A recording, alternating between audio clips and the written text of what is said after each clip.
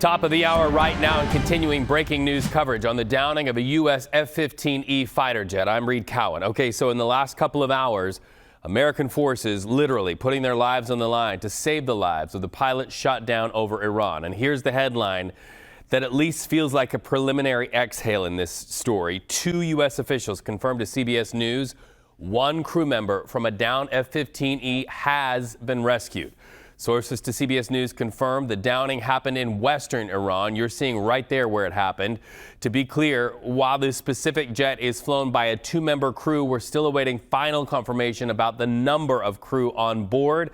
At least for now, we are presuming that there were 2. New this hour, we're seeing these images and videos verified by CBS News showing a refueling plane and 2 helicopters flying low in Iran. That video is consistent with what a search and rescue mission looks like. We're also monitoring Iranian state media at this hour. These are the images that state media claims are the debris of the wreckage from that downed U.S. jet. So a lot to talk about here. Let's go live to CBS News Pentagon reporter Eleanor Watson. So first, Ellie, first things first, the work to rescue. What do you know about that second pilot? That's right, Reed. Fortunately, we got the news from some sources to us that the first pilot has been rescued by U.S. forces, but the search and rescue for the second pilot, remember an F-15E usually carries 2 pilots, that search and rescue is still underway. And as you saw from those images that our confirmed unit has verified, there are appear to be refuelers and helicopters flying low to the ground, slowly looking for that second pilot. That is a dangerous mission because obviously the F-15 was downed in some way. There are definitely Iranians shooting at fighter jets still, even though the Pentagon and the White House have said there's air superiority. That doesn't mean there's no risk. And so there are those same risks to those crew members doing the ongoing search and rescue. We should say Iranian state media this morning claimed to have shot down the aircraft. The Pentagon and the White House have not confirmed that so far. But we did learn from our White House unit that the president has been briefed on this incident. This is significant because it is the first fighter jet downed over Iran. We saw an F-35 last month get hit by Iran, but that jet landed safely at a regional base.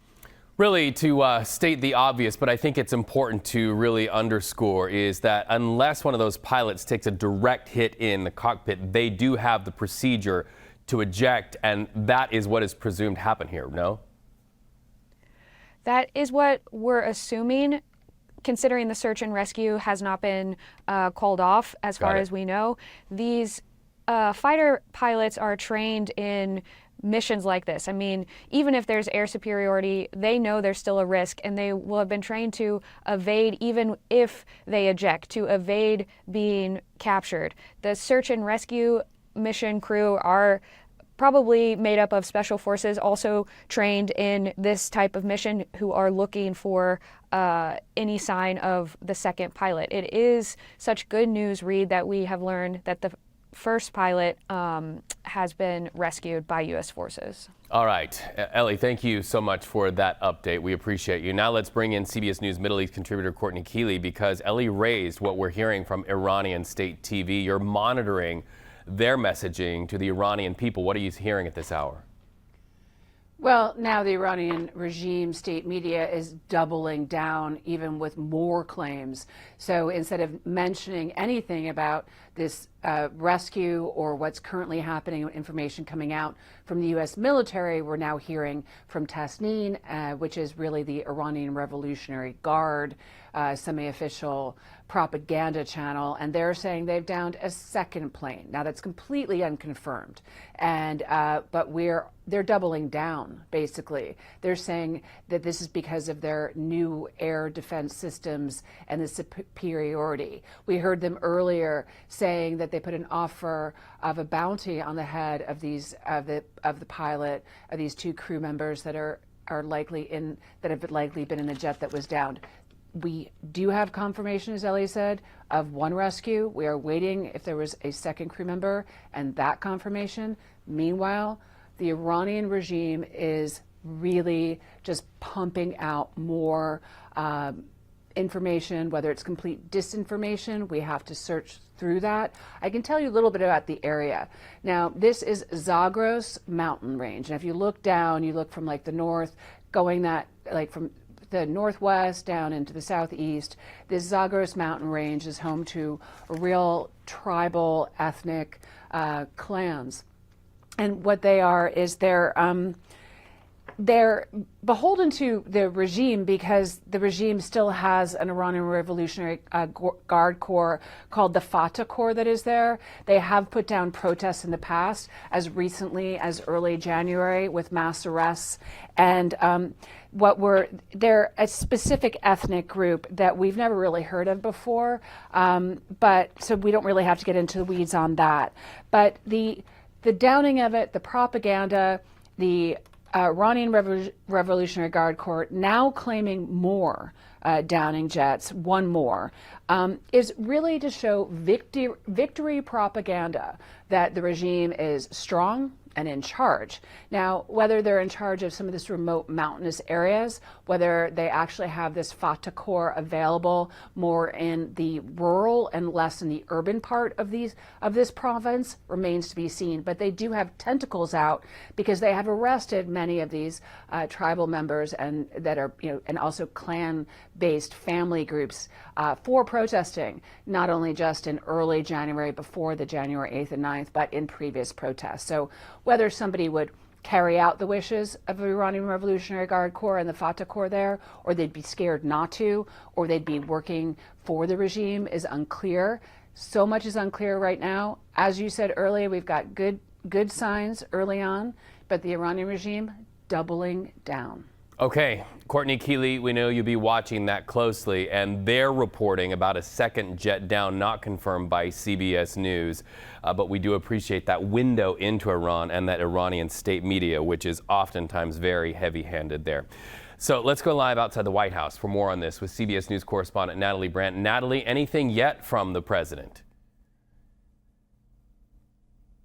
Information, Reed. Then the White House press secretary confirms the president has been briefed. As Ellie noted, we are still waiting for more of an official statement. We've been monitoring all of the relevant social media sites and nothing quite yet. Also want to note that the president's schedule today, the events on it so far as of now remain closed to the White House press pool. CBS News is the press pool today. The president is scheduled to have a policy meeting later this hour and another one later this afternoon. So we'll have to wait and see whether anything opens up, whether he, may make any sort of statement about this on social media or publicly in person.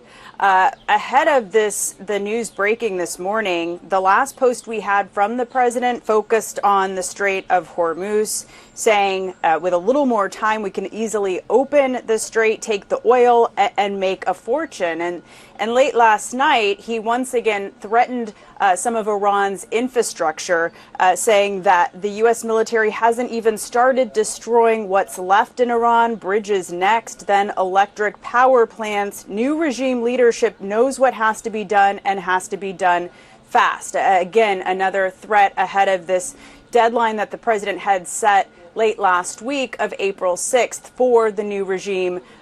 What he says is a new, more reasonable regime to make a deal. But Iran experts say, that doesn't really stack up based on the continued public posturing that we're hearing from Iran, the continued retaliatory attacks, even though the White House, the Trump administration continues, to tout the military success there, saying, that the command and control structure and Iran's ability to fight back has been decimated, Reed.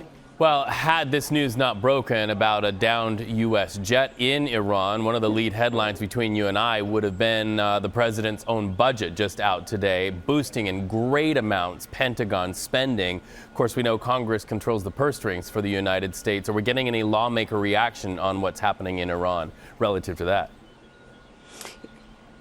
Yeah, that new budget request at $1.5 trillion, what the administration is saying represents a 42% increase over its last budget ask for 2026. I've been monitoring the congressional leaders' X feeds, and so far, in reaction to the news of the F-15 downed, we've seen the Democratic leaders in both the House and Senate respond. Minority Leader Hakeem Jeffries put out this post saying that he's closely monitoring the situation, praying for the crew as well as the safety of all the troops involved in the search and rescue effort. May God continue to watch over all of our service members in harm's way. Senate Minority Leader Chuck Schumer on X saying, I'm praying for the safe return of the crew aboard the fighter jet and all those working to rescue them in these dangerous conditions. Nothing yet from the Republican leaders, and I know that our Hill team, our CBS News Hill team,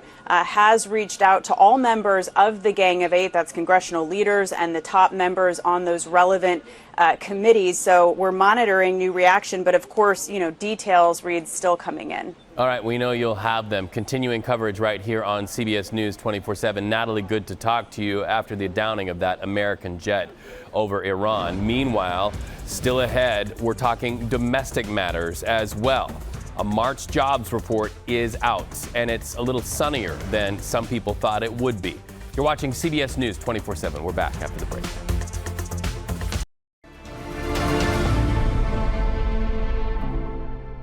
Our reporting on the downed U.S. jet in Iran in a moment. But first, we also monitor U.S. astronauts who are in space at this hour. So after spending their first day orbiting Earth, the Artemis II crew are now moonbound with the help of a 900-mile-an-hour engine boost. That'll cost you a pretty penny in gas, right? The images coming from space are stunning right there. Look at that. That is from the camera of Reed Wiseman, who is up there piloting that amazing and historic flight. This was after the crew conducted a nearly 6-minute maneuver known as the Translunar Injection Burn. That was the last hurdle to then send astronauts out of Earth's orbit and onto a lunar flyby path. A little space trivia for you. The astronauts woke from scheduled sleep around noon Eastern time, and while they sleep, NASA's team on the ground, they work hard to make sure these astronauts are safe. In fact, this is a live look at where the crew is right now. We're actually hearing from the astronauts themselves. The first thing I would say is trust us, you look amazing, you look beautiful, and from up here you also look like one thing. Homo sapiens is all of us, no matter where you're from or what you look like. We're all one people, and so this mission, one of the things that's amazing about being around and just being an astronaut, serving our countries at this time, is that we get to give ourselves a mission that we can hold on to say, hey, look at what we did for the rest of our lives. We call amazing things that humans do moonshots for a reason, because this brought us together and showed us what we can do when we not just putting our differences aside, when we bring our differences together and use all the strengths to accomplish something great. Yeah, maybe somebody could re-cue that Bette Midler classic From a Distance to really punctuate their message. CBS News senior transportation correspondent Chris Van Cleve is at the Johnson Space Center in Houston. He's got a breakdown of the crew's journey so far. For the astronauts aboard Artemis II, their day starts a little bit later than the rest of ours. They went to bed around 4 a.m. Eastern time, so they're going to get 8.5 hours of sleep. We won't see much activity from the people on board the Orion capsule till about 12:30, 1 o'clock Eastern time. Once they get up, they have certain things they have to do. There's going to be 30 minutes of exercise for each astronaut. They're going to need to eat, and then they start their work for the day, and that's really putting the Orion capsule through its paces. This is a test flight, so there are a lot of mission parameters they're trying to validate, see how everything works, if it works as intended, as designed, as expected, or if things need to change. During this mission, they'll be doing things like testing their pressure suits in the event of an emergency, putting on the spacesuit. They'll practice CPR in space. That, we understand, will even be recorded and used as a training video for future missions. And, of course, they'll be taking opportunities to document their journey. Already, NASA has released some of the photos that have been sent back from the capsule that are quite stunning of the planet Earth. Now, they are basically on cruise control to the moon. It's about a 4-day trip. So they have this time in space, sort of at cruise, to really explore the capsule, test it, make sure everything is working properly, and report back. as they wait for what will really be the main event, that circling of the moon, going to the far side of the moon, potentially seeing things no other human has ever seen. Back to you. All right. Hey, we have kind of a nerdy update for you. We were told that they were going to wake up at 12 p.m. Eastern, but it looks like they got some well-deserved sleep-in time. The crew woken up at 1:01 p.m. Eastern just now from their well-deserved sleep. By the way, in their ears, they heard the song In a Daydream. Look that up. Maybe put it on your playlist by the Freddie Jones Band. Safe flying, team. Well, the U.S. jobs market bounced back in March. The Labor Department revealed 178,000 jobs added just last month. The unemployment rate also ticked down slightly to 4.3%. You know who knows all about that? You see her right there. CBS News Money Watch correspondent and 24/7 Mornings co-host Kelly O'Grady here to break it all down for us. So, Kelly, this was well above expectations, and I guess the question is, this is not going to surprise you that I'm going to ask, does that maybe create a ripple on the waters for things like interest rates and other decisions that the Fed will make? It does. I mean, every time we get a jobs report, any type of economic data, whether it be inflation, growth, jobs, this always has an impact on how the Federal Reserve is thinking about the economy. This particular one reinforces the trend that they've had of late, is just to wait and see, to hold interest rates. You know, the fact that we did lose jobs in February and then more than we originally thought with the revision, that's where you would think, okay, well, maybe we might see a push for an interest rate cut. Remember, though, we've got the higher gas prices, high oil prices, which is sparking fears about rising prices overall and inflation. And so now that the Fed has this month where it was very strong job growth, of course that could be revised in future reports, they're going to say, yeah, okay, we don't need to do anything. We're just going to wait and see. What I will note, though, is that 4.3%, normally we say, oh, when the unemployment rate ticks down, that's a really good sign. The only reason, or the majority of what was driving that tick down, is that less people actually are participating in the labor force. And we calculate that 4.3%, that unemployment rate, based on who is either actively searching for a job that is unemployed or who actually has a job. And so when you have a lower base, that percentage is going to go down. And in fact, we are seeing the lowest workforce participation rate since November of 2021. So that was a bit concerning to me, but that headline number is certainly enough to give the Federal Reserve confidence that holding interest rates steady is the right call right now. Kelly, I have kind of a selfish question, but I think it'll resonate with a lot of parents because I'm about to send 2 kiddos to college, and there are young people who are looking at the job market. They're seeing all of the changes relative to jobs brought on by AI. Does this latest data bode well and give sort of a positive bounce for young people who are going to be entering the job market? Yes and no, Reed. I don't envy you sending your children off to college and also having to think through what should they be studying, what will it look like when they graduate, because in some industries, this was a very good jobs report. Healthcare, very strong. We've had a lot of growth in healthcare. That's traditionally every jobs report where you see a significant amount of growth. But if you're someone that is in the tech industry, a software engineer, it is really difficult, as you mentioned, with the advancements in AI and the uncertainty there. And then just generally for folks graduating right now or looking for a job, all of the economic uncertainty, whether it be trade or whether it be this war in Iran, is giving, in many cases, companies a sort of, oh, hey, let's just like kind of pause on hiring right now. We don't want to make any big moves, hiring or firing. And so if I always make this joke, if I get laid off, I'm not going to be able to go get a job in healthcare because I don't have that skill set. And that's what we're hearing a lot from people, especially young people, that the jobs that are out there don't necessarily match with the skill set that they've cultivated at this point.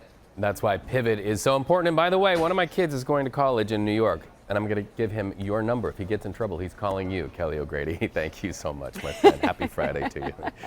Well, as Christians around the world mark Holy Week, an American-born pope working hard to put his own stamp on the papacy, and it's making some headlines. As CBS News' Chris Livesay is about to show you, Pope Leo blends tradition with a more outspoken voice on some of these global issues. Watch. It's a tradition that dates back centuries. The leader of the Catholic Church washing feet, just like Jesus washed the feet of the 12 apostles.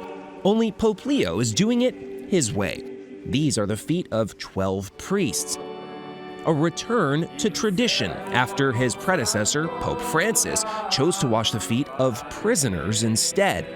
It's one of the signs of Pope Leo charting his own path, says CBS News Vatican analyst Father Anthony Figueiredo. Pope Francis' pontificate was choppy, it was turbulent. Pope Leo, I would say, wants a church that is secure. When it comes to symbols, you can see it in the liturgical dress. Leo is more old-fashioned. But when it comes to actions, the American pontiff is beginning to be more bold. Take this week, imploring world leaders and President Trump by name to find an off-ramp to the war in Iran. Hopefully he's looking for a way to decrease the amount of violence, of bombing, which would be a significant contribution to removing the hatred that's being created and that's increasing constantly in the Middle East and elsewhere. All right, Chris Livesay there. So let's go live to Chicago with another round of severe storms possible today. Of course, they call it the Windy City, and wind could be just one component of some of what they're looking at there. Jess, what are you seeing? Stormy weather around the corner. This is basically round two, too, as we dive into this weekend's forecast. If you live up in the Northeast, you're no stranger to these winter storms, but now we're in spring, so we're seeing less of them. However, we still have snow in the forecast this weekend, as well as some icing conditions, too. Let's start off with current conditions, though. You see a couple systems pushing their way through, places like the Dakotas, stretched all the way over to Wyoming and Montana, and some rain making its way across the state of Iowa as we head out the door today. Now, we're also tracking some snow all the way up into Maine, just starting to push offshore closer to Nova Scotia, eventually up into Canada too. But here's the reality. The next system starts building tonight, just around 5 o'clock actually. And this one brings in severe weather across the Mississippi into our early morning hours tomorrow for Saturday. At the same time, it brings in damaging wind, a chance of tornadoes, some large hail associated with these large thunderstorms too, and that system stretches from the Gulf all the way up into the Northeast as we head into our Saturday and Sunday forecast now. As we continue to turn the page into Sunday afternoon, just ahead of the next work week, that's when it starts tracking offshore. But that tornado outlook today highlights northern parts of Missouri and southern parts of Iowa as the major hot spots of chances of that. I mean, we're seeing a lot of gusty winds forecasted up to around 40 to 60 miles per hour. That also pushes over into Illinois too, and those damaging winds stretch anywhere from Texas all the way up into the Ohio Valley. We also take a look this afternoon at the best chance of where we can see that large hail as these thunderstorms grow in size. It's across the plains from Oklahoma stretched all the way up into eastern parts of Kansas, throughout northern parts of Missouri too. We're going to track this closely here in the Weather Center. Of course, icing is a major concern the more north we go, closer to Wisconsin, stretched all the way up into northern parts of Michigan as well. I'll have more on that coming up in a bit, Reed.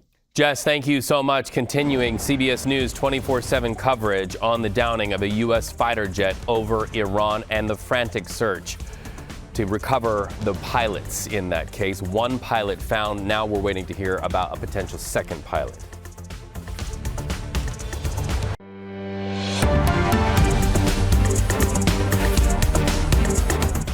Back to our continuing breaking news coverage of the downing of a U.S. F-15E fighter jet. So in the last couple of hours, American forces quite literally putting their own lives on the line to save the lives of the pilots shot down over Iran. And here's the headline that at least at this hour feels like a bit of an exhale. 2 U.S. officials confirmed to CBS News one of those crew members from that downed jet has been rescued. Sources to CBS News confirm that downing happened in western Iran. Now, to be clear, while this specific jet is flown by a 2-member crew, we're still awaiting final confirmation about the number of crew on board. And somebody who can give us a great perspective on this is retired Navy FA-18 fighter pilot Matthew Buckley. It is an honor to talk to you right off the top.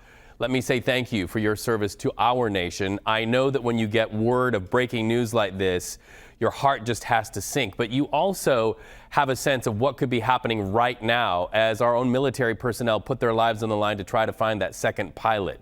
What could be playing out while our viewers are having lunch right now?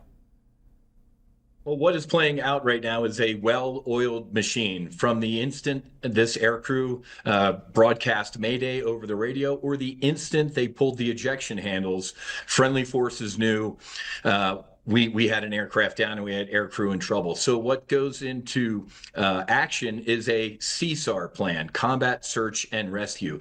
This is a group of folks that have trained for years. They eat, breathe, and sleep combat search and rescue. So A strike package gets airborne with an HC-130 for command and control. It can refuel helicopters, and it also has PJs on board, power rescue men that can jump out and help a rescued aircrew. Then we have H-860s.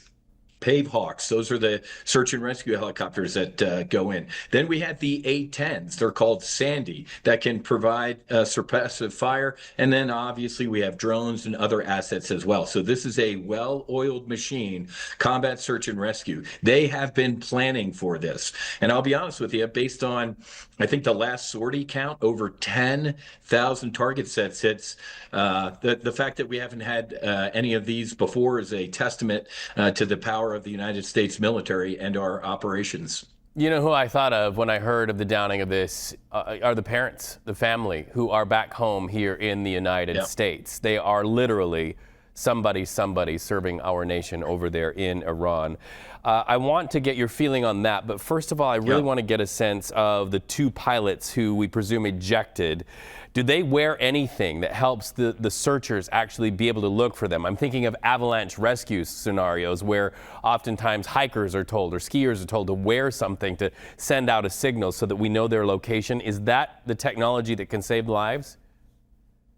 There's a lot of technology that these aircrew have. First of all, they're wearing a survival vest. And then also in the seat pan of the ejection seat is also survival gear and search and rescue gear. I'm not going to dig too deep into the secret squirrel stuff, but let's just say that these aircrew have enough on there to get rescued. And we also go through SEER training, survival, evasion, resistance, and escape. So these pilots and the backseater, the weapons system officer, have trained for this. The CSAR crews have trained for this, and now they are just executing to their training. But yeah, back to your point. I also think of the home front.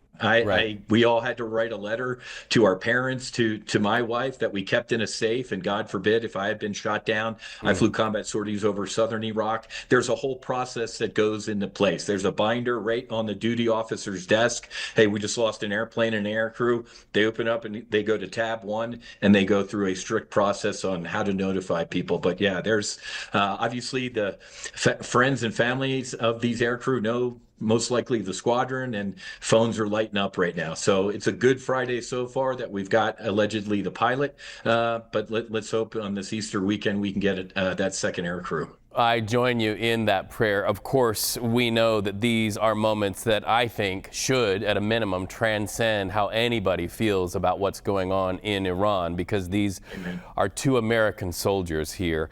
I want to talk to you more about that SEER training, because it really takes us into what, quite literally, for our viewers, you think about it, that is being lived out right now while we're talking. We have the luxury of talking in an air-conditioned studio in a house where you are.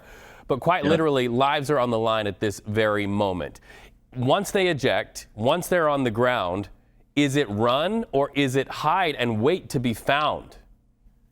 Well, a couple things. It depends on your condition. Remember, ejection is a very violent procedure. It's either death or pull the black and yellow handle between your leg. Those are your two choices at that point in the flight. I'm either going to die or I'm either going to eject. Incredibly violent.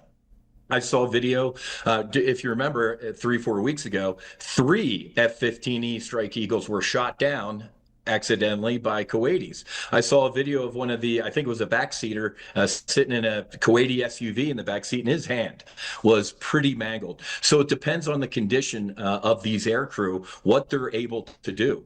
Because ejection, you're going from sitting just here in your seat to maybe 300, 400, 500 miles of wind blast. So if they survive the ejection in relatively healthy condition, yeah, you got to start evading. And and this is public knowledge, so I can talk about it. We carry what we call a blood chit. It's made of like some impossible to destroy paper. It's written in Farsi and just about every other language in that region. And I'll paraphrase what mine said flying over Iraq. It said, I am an American airman. I am not here to harm you. I am your friend. If you return me to friendly forces, we'll pay you 10 million bucks, or I forget what it said exactly. Because I've seen a lot in the media today really worried about, hey, there was a bounty put out on this air crew. Well, some of those folks, I mean, they just slaughtered 20, 30, however many, 40,000 of their own people. They might be hidden somewhere by a local farmer or villager, or sadly, might have been turned over. But let's pray that we're still in the rescue phase of this operation. So as our thoughts are with the pilots who were on the ground and one who still looks to be out there somewhere, we can now switch seats and maybe think about the people who are literally putting their lives on the line to go and retrieve them and rescue. Amen. So tell us what the experience is like for them. I would imagine some extra steel in their spine. I'll tell you what, those young men and women never buy a beer. The combat search and rescue folks, this is what they train for. For the past month, they've been sitting there playing cards, and then when the siren sounded, they sprung into action. The HC-130 crews, the pararescue folks, they are some of the most elite military forces on this planet. Their motto is so that others may live. These PJs and these air crews swear to give their life to go help rescue a downed air crew. It just doesn't get any more American than that. So it doesn't get any more American than that, so that others may live. I'm so glad you punctuated that. I'm grateful for that. What are you hoping to hear in the next hour, and what particularly will you hear differently than the average American will hear given your training? I have a pretty tight network of folks that I talk to. I know General Kane. I've known Raisin for over 2 decades. He's an incredible American. I'm going to wait to hear from him or CENTCOM. I mean, I see Iranian media. I still seen reports that it was shot down. Who knows? It still could have been a mechanical issue. So as the dust settles, I'm going to wait to hear from our side because obviously it's pretty hard to believe anything that's coming out of Iranian state-run media. I saw that they said it was an F-35 that was shot down too. They really want that as part of their trophy case. So as the dust settles, let's pray that this second air crew gets rescued and both of them get returned to their family and friends in short order, or they're back on flight status as soon as possible. I know most of the air crew that got shot down by the Kuwaiti F-18 are back in flying status. So that's how I feel as an aviator. I want to get back into the fight as soon as possible. Well, and then, I think you really raise a very important distinction, and I think it's super important, and that's why our graphics have said downed, because we do know that Iranian state media has their money on a propaganda engine. They're not only speaking to the world, but especially they're speaking to their own citizenry, and that's why we're being careful. We're saying downed, not shot down. I think that's super important. Why is that important to have that nuance? And hats off to you all for reporting that. I'm thrilled that you actually are doing your jobs right, because we do not know. I was flying an Operation Southern Watch no-fly zone mission over southern Iraq. I lost my right motor, and hydraulic failure. I had to shut the engine down. I couldn't limp all the way back to the Abraham Lincoln. I barely made it to Kuwait International on one engine. So we have mechanical issues that do occur. But looking at the sortie rate, as I said, over 10,000 target sets hit. The fact that we haven't seen more of these, first of all, I thank God. But second of all, is a testament to our military capability and the young men and women wearing the uniform out there on the tip of the spear. Talk to the mother, talk to the father as we close about the training and the expertise that perhaps could give them a little peace in these very nervous, tense hours. Your daughter, your son, they're out there on the tip of the spear. They raised their right hand to defend this country, and they are in very, very capable hands. We are going to get them home one way or another. I promise. And we pray. Thank you so much. Matthew Buckley, we appreciate you. I hope to talk to you again here on CBS News 24/7. Thanks for having me. God bless. We'll see you. When we come back, we are going to be talking about a story that dominated headlines yesterday, and that is the ouster of Pam Bondi from the position of U.S. Attorney General. Today is day one of transition period. We're going to be looking at what that means to the future of that agency in office. Continuing CBS News 24/7 coverage on the downing of that F-15E fighter jet in Iran when we come back. Continuing CBS News 24/7 coverage on that downed F-15E jet in Iran. But now let's talk about this. Todd Blanche, now acting U.S. Attorney General, after President Trump pulled Pam Bondi from that duty. This is the second time, if you're keeping track, this month that President Trump fired somebody that he chose at the beginning of his second term to be a part of his leadership team. So let's talk about it. Live to CBS News Justice reporter Jake Rosen. Okay, so day one of that transition period begins today. How will Blanche lead as he takes the reins? This is literally the first stepping stone to the future. Well, one of the big things that Pam Bondi did was take down that traditional firewall between the executive branch and the judiciary in terms of what the department was investigating at the behest of a president. And one of the things that Todd Blanche is going to be continued to be pressured on by President Trump and the White House is to continue that, whether it's ending the so-called weaponization of justice that President Trump has decried for a long time, and something that Pam Bondi grabbed the baton and ran with, and also appeasing the public pressure on things like the Epstein files release and other potentially politically charged issues that will come up, like crime and immigration. Here's what now acting Attorney General Todd Blanche said, talking to a different network yesterday about that public pressure he's going to face to carry out these political prosecutions by the Trump administration. Take a listen. The president reportedly, probably obviously frustrated that the cases against Tisch and Schiff and Brennan and Comey not really going anywhere. Are you the guy that's going to be able to get that done? Look, I think the president is frustrated. Everybody is frustrated because what we saw happen for the past 4 years is unforgivable and can never happen again. And so certainly I don't mind the frustration. I appreciate the frustration because we do have to make sure that what happened for 4 years never happens again. And we don't talk about investigations, but I can tell you that the Department of Justice is working hard every day. It was working hard yesterday, and we're going to keep on working hard tomorrow. And this is one of the big pressure points that Deputy Attorney General, now Acting Attorney General Todd Blanche, is going to have to fulfill and deal with in his time in this role, at least temporarily. Whether he gets tapped long-term remains to be seen, Reed. But can he continue these political investigations and pressuring his President Trump's perceived enemies at a rate that satisfies him? We saw it kind of trickle into the public sphere between Attorney General Bondi and President Trump last fall, when we saw that really long Truth Social message calling for Pam Bondi to step it up, increase the pressure, and that he needed her to do that. Whether Deputy Attorney General Todd Blanche can do that remains to be seen. All right, so talk to us about the timeline here. What does a transition process like this really look like? And does it really signal how long Blanche could be in that role? Well, this appears to be a temporary tryout, at least for now. There was no immediate successor named, and there was no immediate indication given by President Trump of when he would pick one. For now, Attorney General Bondi is going to remain in her position, she said in a post on X yesterday, for about 30 days as she hands over the reins to Todd Blanche. This keeps the structure of the Department of Justice intact for now, essentially elevating the second in command, the person who runs the department day to day, oversees a handful of the different departments that President Trump has interest in, and that the American people rely on every day to keep them safe.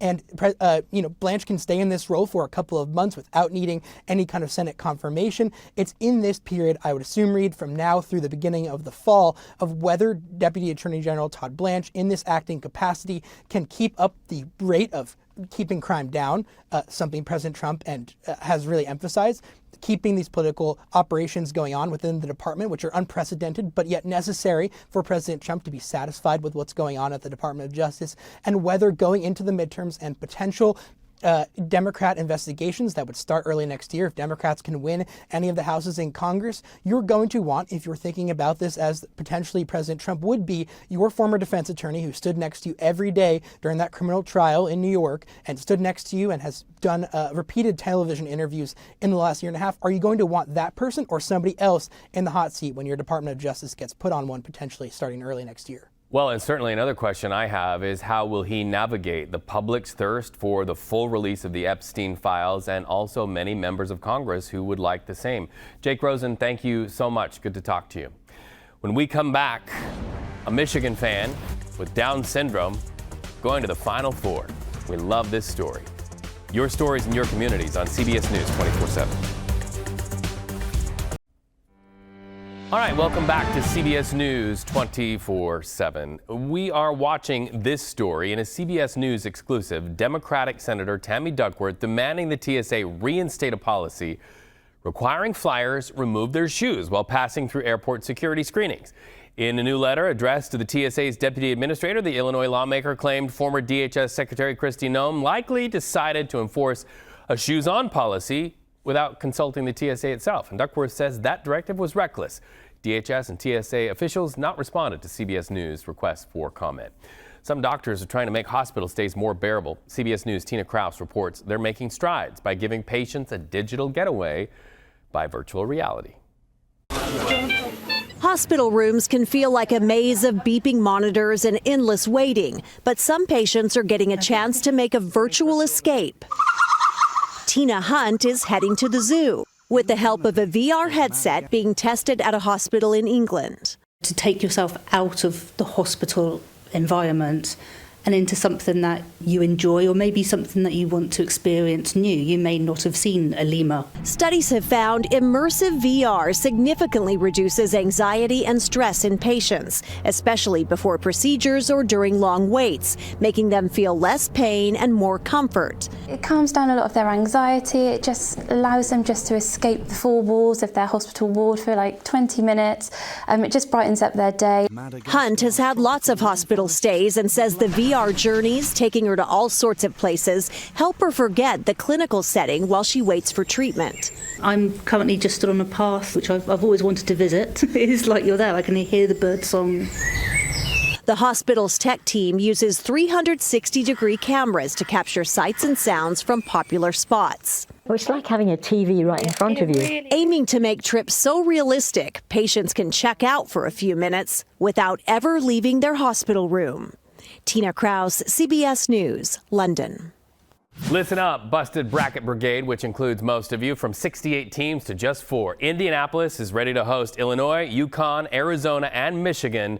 We're, of course, talking about the Final Four tomorrow in the men's NCAA tournament. It all comes down to this, right? A lot of Michigan fans will be making the trip, including a lesser-known new face within the program.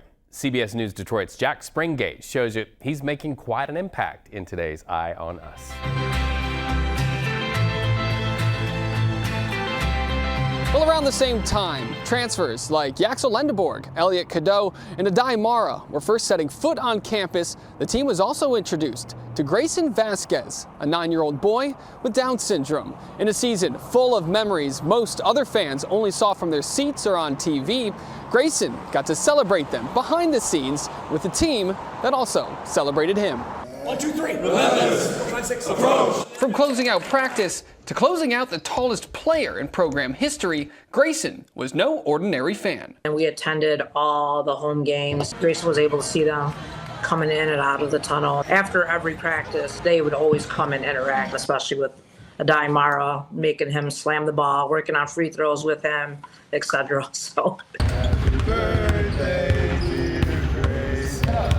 His dedication didn't go unnoticed as players showed up for his big moments throughout the season, too. He had a birthday in October. They came and sang him happy birthday with gifts. It was a very special moment. Team Impact made this connection possible, like they have for thousands of children living with disabilities or serious illnesses, as well as those athletes who make them a part of the team. I certainly feel for Michigan men's basketball this year, they have learned more from Grayson, I would imagine, than Grayson has probably learned from them. Resiliency, bravery, inclusion, and also what it means to just be a big kid. Mark Grayson down for the assist, the best way he knows how, by just being himself. And wherever the team goes, so does Grayson, and that includes the Final Four, where he'll cheer his teammates on in hopes of helping them bring home Michigan's first men's basketball title in more than 3.5 decades. Reporting in Ann Arbor, I'm Jack Springate, CBS News Detroit. Go Grayson, go. Still ahead on CBS News 24/7, we're watching what was a better March jobs report than anticipated. We're also tracking after the downing of a U.S. fighter jet over Iran, a frantic search and heroism at work in real time. You're watching CBS News 24/7. The news continues next.